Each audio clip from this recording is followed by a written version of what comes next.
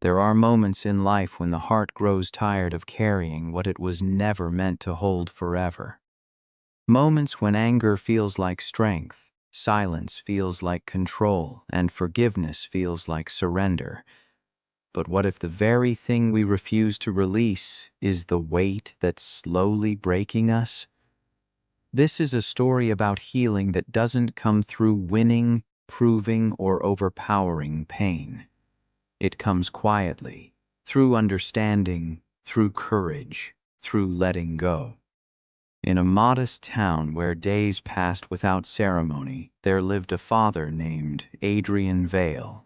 He was a man shaped by discipline, defined by responsibility, and haunted by a wound he never spoke about. This is the journey that changed him, not by erasing the past, but by transforming it. Adrian Vale was not a man people worried about. He paid his bills on time. He woke before the sun. He fixed what was broken and carried what was heavy without complaint. From the outside, his life looked steady, quiet, even admirable. But strength, when practiced too long in silence, can harden into something else. He lived in a modest house at the edge of town where mornings smelled of dust and old coffee, and evenings arrived without announcement. The walls held years of family photographs, but none of them were recent. Smiles from another lifetime stared back at him. Frozen, polite, unfinished, Adrian never took them down. He believed memories deserved respect, even when they hurt. He was a father before he was anything else, not the loud kind, not the playful kind. He loved through responsibility, through providing, protecting, enduring. In his mind, that was what real care looked like. You showed up. You stayed strong. You didn't fall apart just because things became difficult. Forgiveness, to Adrian, was a soft word people used when they didn't understand consequences. He believed pain had rules. If someone caused it, they should carry it. Letting go felt like letting someone walk away untouched, and that, to him, felt wrong.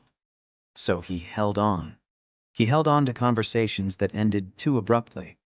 He held on to moments where he wished he had spoken differently. He held on to anger, because anger at least felt like strength. Each day followed a strict rhythm. Wake up, work, return home, eat in silence, sleep. Discipline kept him upright when emotions threatened to pull him under. Routine became his shield. If he stayed busy enough, maybe the past wouldn't catch up. But pain has a way of waiting patiently. At night, when the house settled and the world grew quiet, Adrian would sit alone at the kitchen table. No phone, no television, just the sound of the clock counting seconds he could never get back. This was when the weight returned, not loudly, not violently, but steadily. A familiar pressure in his chest, like something unfinished asking to be acknowledged. He told himself this was just the cost of being strong, that real men carried their wounds privately, that forgiveness was optional, but discipline was not. Still, something inside him was tired. Not the tiredness of work or age, but the exhaustion that comes from holding your breath for years, afraid that if you exhale, everything you've built will collapse. Adrian didn't yet know it, but the very strength he relied on was slowly turning against him. And somewhere beneath all that endurance, a quiet truth waited. You can survive without forgiveness, but you cannot heal. Before life taught Adrian Vale about forgiveness, it taught him about effort. He had learned early that nothing meaningful arrived without discipline. As a young man, he worked longer hours than required and asked for nothing in return.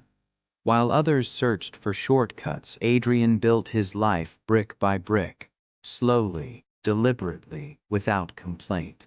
He believed consistency was a form of integrity. If you showed up every day, eventually life would respect you. And for a while, it did. His career stabilized. His home became a place others admired for its order and reliability. He was known as dependable, the man who would stay late, fix the problem, carry the load when others stepped back. People trusted him because he never broke, or at least, he never showed cracks. Success to Adrian was not wealth or recognition, it was control. Control over circumstances, control over emotions, control over outcomes. He measured his worth through responsibility, through the ability to endure discomfort without asking for relief. When things went wrong, he didn't blame the world. He worked harder. When relationships strained, he tightened his grip on discipline, believing structure could replace emotional uncertainty. They were moments, quiet, fleeting moments when happiness brushed past him. Small victories, a promotion earned, a problem solved, a sense of being needed. These moments convinced him he was doing life correctly. But beneath the rise was a flaw he refused to see. Adrian believed strength meant never needing repair. That healing was something weaker people required. That forgiveness was a luxury reserved for those who could afford mistakes. When conflict appeared, he chose distance over dialogue. When disappointment arrived, he buried it under routine. He didn't process pain, he organized around it. He believed that if he built his life sturdy enough, emotional fractures would simply disappear. They didn't. Instead, they waited. The higher Adrian climbed through effort, the further he drifted from tenderness, from openness, from the uncomfortable vulnerability that real connection demands. He didn't notice it happening at first. Distance rarely announces itself. It grows quietly, disguised as maturity. People around him felt it before he did. Conversations shortened. Laughter softened. Emotional warmth cooled into politeness. Adrian interpreted this as adulthood, as the natural shedding of unnecessary softness. He told himself this was the price of becoming solid. And still, he pushed forward. Every achievement reinforced the same belief. If I stay disciplined enough, nothing can break me. If something hurts, work harder. If something leaves, stand taller. If something fails, endure silently. From the outside, Adrian Vale looked like a man rising. From the inside, something essential was being neglected. Forgiveness had not yet entered his vocabulary, not because he was cruel, but because he was afraid. Afraid that if he loosened his grip even slightly, everything he had built through effort and control would unravel. So he climbed higher, worked harder, held tighter. And that is often how the fall begins, not with chaos, but with confidence. The fall did not arrive with noise. It did not announce itself through disaster or public shame. It came quietly, through a moment Adrian believed he could control. It began with a conversation he had rehearsed in his mind 100 times, one he thought would bring clarity, order, resolution. Adrian had always trusted logic more than emotion, believing that if he explained himself clearly enough, pain would fall into place. But pain does not follow rules. The words he spoke were precise, measured, carefully chosen, and yet they landed wrong. What followed was not an argument, but something colder. A pause that stretched too long. A look that carried disappointment rather than anger. In that moment, Adrian realized something irreversible had shifted. Not broken loudly, but cracked deeply. He watched someone he loved withdraw in real time.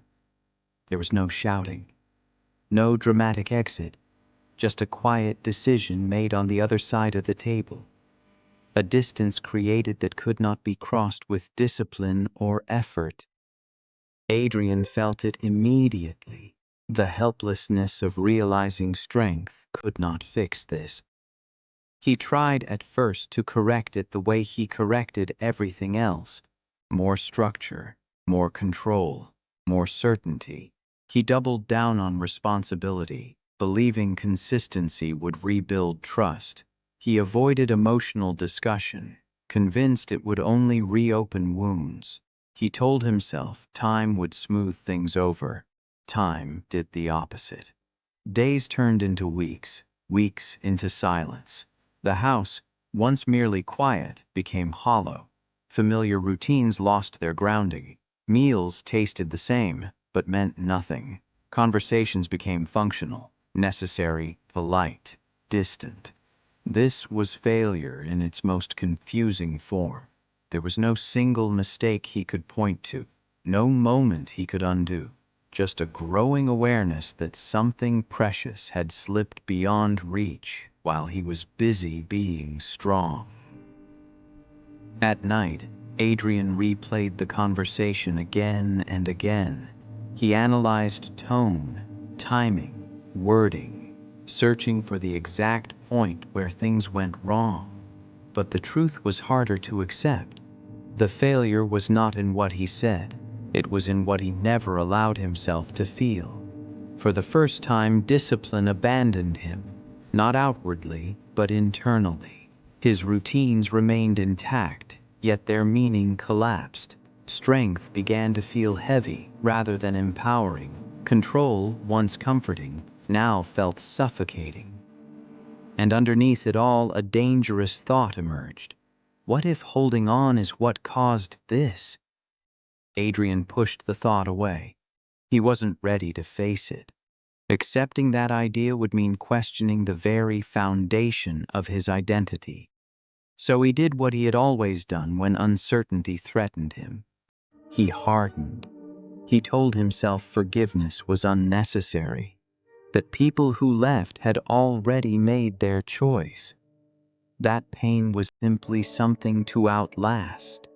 He convinced himself he could carry this the same way he carried everything else. But this loss did not behave like the others. It followed him into every room, sat with him at every meal, spoke through the silence he could no longer ignore. The fall was complete, not because he failed outwardly, but because his inner certainty collapsed. Adrian Vale, the man who believed strength could solve anything, was facing a truth he had never prepared for. Some things do not break because you are weak. They break because you never learned how to let go. Adrian did not accept the loss. He reorganized around it. Denial for him did not look like confusion or disbelief. It looked like certainty. He told himself he understood exactly what had happened, and exactly why forgiveness was unnecessary. In his mind, the story was clear. He had done his part. He had stayed disciplined. He had remained responsible. If something fell apart, it wasn't because he lacked effort. It was because others couldn't endure. This belief gave him relief, at least temporarily. It allowed him to keep his identity intact. If he was not at fault, then nothing about him needed to change. He could continue forward exactly as he was, strong, controlled, unyielding. So he clung to the past. He replayed memories, but only the ones that justified his pain. He remembered sacrifices made without recognition, moments where he swallowed his own needs to keep things stable, times he chose duty over comfort. In these recollections, forgiveness felt unfair, like erasing the cost he had paid. Anger became his companion, not loud anger, not violent anger, but a cold, steady presence that kept his emotions contained. It filled the space where grief wanted to surface. As long as he stayed angry, he didn't have to feel how deeply he missed what was gone. Adrian convinced himself that holding on was an act of self-respect. To forgive, he believed, would mean admitting his pain didn't matter, that the wound could simply be dismissed, that endurance had been meaningless. So he resisted. He kept routines rigid, conversations brief, emotions locked behind discipline. When regret appeared, he reframed it as responsibility. When sadness crept in, he labeled it weakness. He had built his life on the belief that feelings were obstacles, not guides. But denial has a cost. The more Adrian justified his resentment, the heavier it became. The past stopped being something he remembered and started being something he lived inside. Every quiet moment dragged him backward. Every empty room echoed with words never spoken. He noticed it in small ways. His patience shortened. His sleep grew shallow. His presence felt distant even to himself. He was no longer just protecting his pain. He was feeding it. And pain, when fed, grows. Still, he refused to release it, because letting go would mean facing the grief beneath the anger. It would mean admitting that strength alone had not been enough. It would mean risking vulnerability after years of emotional control, and that terrified him. Adrian told himself he was fine, that this phase would pass, that time would dull the edges of loss without requiring forgiveness. He believed endurance would eventually turn into peace. But peace does not come from resistance, it comes from acceptance. And until Adrian was willing to face that truth, denial would keep him exactly where he was, stuck between the past he couldn't change and a future he couldn't reach. The pain was no longer sharp, it was settled, and that made it more dangerous. The lowest point did not arrive all at once. It settled in slowly, like dust in an abandoned room. Adrian's world grew quieter than he ever intended. Not peaceful, empty. The kind of silence that presses against your chest and asks questions you've been avoiding. He still woke early, still went to work, still completed every responsibility placed in front of him. On the surface, nothing changed. Inside, everything had. The anger that once fueled him began to fade, leaving behind something heavier. Without it, there was nothing to distract him from the truth he had been resisting. He was alone, not just physically, but emotionally. And for the first time in his life, discipline could not cover the emptiness. Evenings became unbearable. He would sit in the same chair, staring at nothing in particular, feeling time move without him. The clock still ticked, but it no longer guided him forward. It mocked him, counting moments he felt unworthy of living fully. There were no tears, just a numbness so complete it frightened him. This was the cost of holding on too long. Pain, when carried without release, does not stay sharp. It goes dull, and dull pain seeps into everything. It drains color from ordinary days. It turns memories into weight. It convinces you that this is all life will ever be. Adrian stopped expecting relief. He stopped imagining reconciliation. Stopped believing healing was possible. Stopped asking himself what came next. He wasn't suicidal. He wasn't dramatic. He simply existed. And that, in its own quiet way, felt like a failure greater than any mistake he had made before. One night, as he stood alone in the dark kitchen, he caught his reflection in the window. For a moment, he didn't recognize the man staring back. The posture was familiar. The face was not. Something in his eyes looked tired beyond age, like someone who had been bracing for impact for too long. That was when the realization surfaced, uninvited and undeniable. I can't carry this forever. The thought didn't bring comfort. It brought fear, because if he couldn't carry it, then what was he supposed to do with it? He had built his entire identity around endurance, around being the one who held everything together. Admitting he was empty felt like surrender. And yet, beneath that fear, something else stirred. A faint awareness that this emptiness, this lowest point, was not a punishment, but a signal. A moment where the old way had finally reached its limit. Change did not arrive that night, but for the first time, Adrian stopped fighting the silence. He allowed himself to sit with it, to feel the weight without explaining it away, to acknowledge that surviving was no longer enough.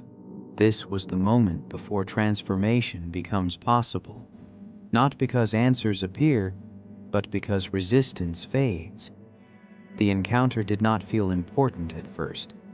That is how most truths arrive. Unannounced, unremarkable, easy to dismiss. It happened on a morning Adrian almost stayed home. The air was cool, heavy with the quiet of early hours. He had gone out not for purpose, but for movement, walking simply to escape the walls that had begun to feel too close.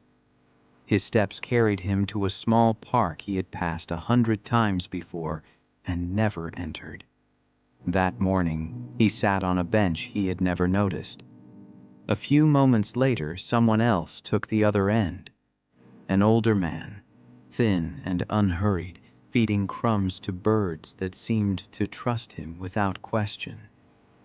They sat in silence at first. Adrian didn't look over. He wasn't searching for conversation. He had learned how to exist beside others without inviting them in. But silence, when shared, has a way of softening people. "You look like someone who's been strong for a long time," the man said gently, without turning his head. The words landed heavier than Adrian expected. He almost dismissed them, almost stood up and left, but something in the tone, unassuming, without judgment, kept him seated. He gave a small nod. Nothing more. The man continued, voice calm. "Strength does that. It teaches you how to carry things, but it doesn't teach you when to put them down." Adrian felt his chest tighten. He stared ahead, jaw set. No one spoke to him like this. No one ever named what he carried, and hearing it spoken aloud made it real in a way he wasn't prepared for. "I don't believe in letting people off the hook," Adrian said quietly. "Some things shouldn't be forgiven." The man smiled, not kindly, not smugly, just knowingly. "Forgiveness isn't about letting someone else escape," he said. "It's about deciding how long you want to stay trapped." That sentence stayed suspended in the air. Adrian wanted to argue, to explain, to justify, but the words didn't come. Because for the first time, someone had said what he had refused to admit. His pain was no longer about the past. It was about the present he was sacrificing to keep it alive. The birds scattered. The moment passed. The man stood, brushing crumbs from his hands. Before leaving, he added softly, "You don't forgive because someone deserves it. You forgive because you deserve peace." Then he walked away, leaving Adrian alone on the bench with the truth he could not unhear. Forgiveness still felt impossible, but for the first time it felt necessary, and that was enough to begin. Rebirth did not feel dramatic. It felt awkward. Adrian expected change to arrive like a decision, firm, clear, final. But what followed the encounter was something far less certain, a hesitation, a quiet internal shift, a growing awareness that holding on had become more exhausting than letting go. Forgiveness did not come as a feeling. It came as a practice. At first it was simply restraint, the decision not to replay old conversations, the discipline to stop feeding anger with memory. When resentment surfaced, As it always did, Adrian learned to notice it without obeying it. This was unfamiliar territory. He had spent his life mastering control over action, not over thought. Some days he failed. He would catch himself returning to old narratives, stories where he was justified, wounded, unacknowledged. In those moments, the anger felt warm, familiar, almost comforting. Letting it go felt like stepping into cold air without armor. But he stayed. Small steps replaced grand resolutions. He cleaned the house not to erase the past, but to make space for something new. He began walking in the mornings, not to escape his thoughts, but to sit with them. He allowed silence to exist without immediately filling it with discipline. This was humility in its quietest form. Adrian started noticing how much energy he had spent resisting pain instead of understanding it. Forgiveness, he realized, wasn't a single act. It was a repeated choice. A choice to stop tightening his grip every time memory knocked. Healing arrived in fragments. A full breath without tension. A night of uninterrupted sleep. A moment where the past passed through his mind without leaving a bruise. These moments were brief, but they mattered. He didn't reach out yet. He didn't repair what was broken. The rebirth wasn't about reunion. It was about release, about learning to exist without the weight of resentment shaping every step. For the first time in years, Adrian allowed himself to feel sadness without turning it into anger. He let grief move through him instead of building walls around it. It hurt, but it was clean pain, honest pain, the kind that heals instead of festers. Strength, he began to understand, was not endurance alone. It was the courage to soften without collapsing, to forgive without forgetting, to move forward without denying where you've been. The old version of him resisted this understanding, but the new one was listening. Rebirth rarely announces itself. It whispers. It asks you to trust small changes before offering large peace.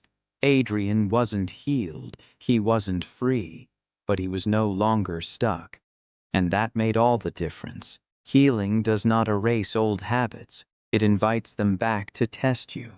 Just when Adrian began to feel steadier, the past returned, not as memory, but as opportunity. A message. A name on a screen he hadn't expected to see.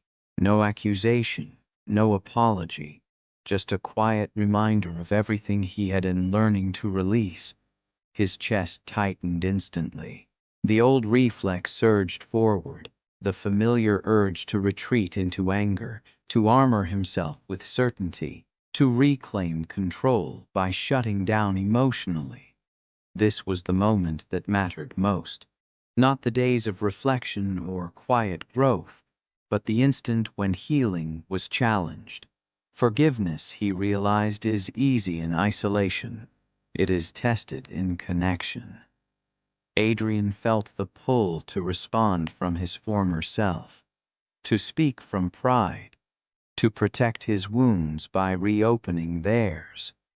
It would have been effortless, natural, satisfying in the short term. He didn't. Instead, he paused. He noticed how his body reacted. Tight shoulders, shallow breath, racing thoughts. He named the feeling without judging it. Fear, vulnerability, the risk of being hurt again. This awareness alone slowed him down. Strength showed up differently this time. Not as control, but as restraint. Not as silence, but as intention. Not as withdrawal, but as honesty. His response was simple, measured, without accusation or defense. He did not ask for forgiveness. He did not demand understanding. He spoke from where he was, not where he used to be. And then he let go of the outcome. That was the hardest part. Old Adrian would have replayed the exchange endlessly, searching for dominance or validation. This Adrian chose peace over perfection. He allowed uncertainty to exist without tightening his grip. The struggle didn't end there. Doubt followed him for days. Questions resurfaced.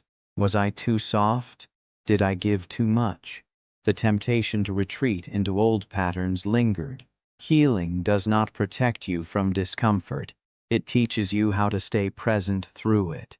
And Adrian stayed. Each time resentment tried to reassert itself, he returned to the same practice. Notice, breathe, release. Discipline returned, not as rigidity but as consistency, the daily choice to respond differently, to honor progress without demanding certainty. This was strength refined, not the kind that dominates, but the kind that endures honestly, not the kind that wins, but the kind that heals. The new struggle proved something essential.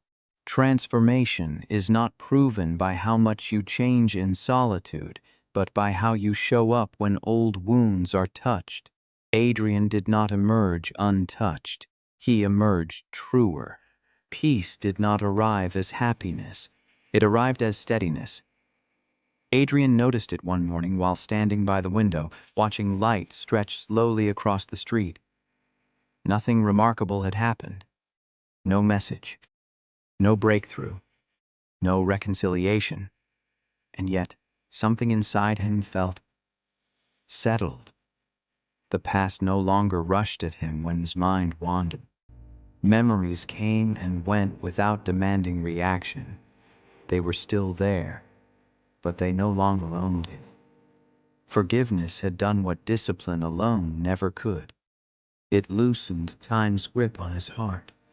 Purpose began to return, not as ambition, but as presence. Adrian listened more, spoke less, but with intention. He stopped measuring strength by how much he could endure and started measuring it by how honestly he could live. Relationships softened, not because others changed, but because he did. He no longer needed control to feel safe. There was space now. Space for laughter that didn't feel forced, for silence that didn't ache, for moments that existed without being analyzed.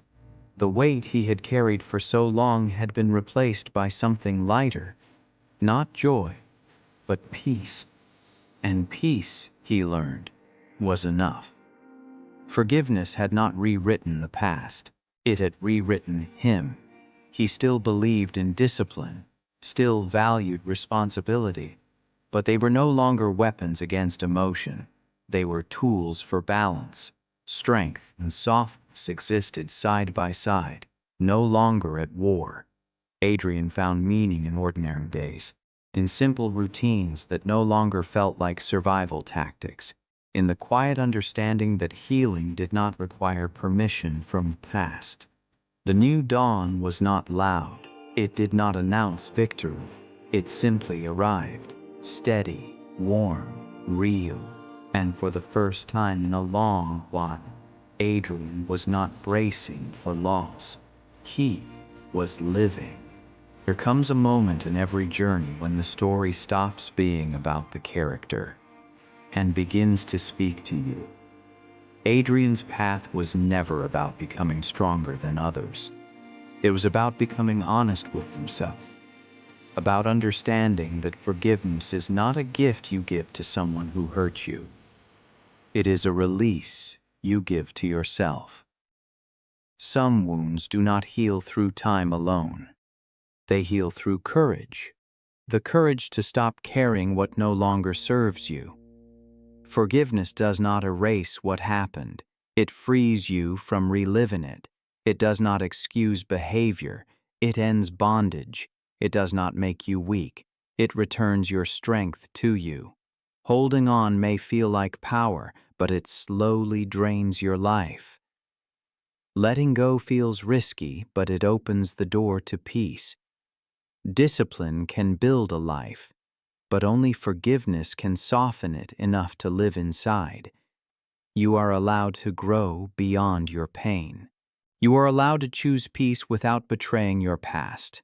You are allowed to become someone new, even if no one apologizes. Healing is not loud. Transformation is not instant. Rebirth begins quietly, when you decide that your future deserves more than your resentment.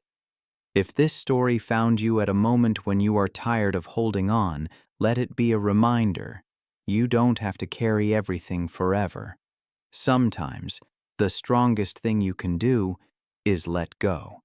If this story gave you something to reflect on, take a moment to sit with it. And if you believe someone else needs to hear it, share it. Stay with stories that heal. Subscribe for journeys that remind you of your strength. Peace is waiting.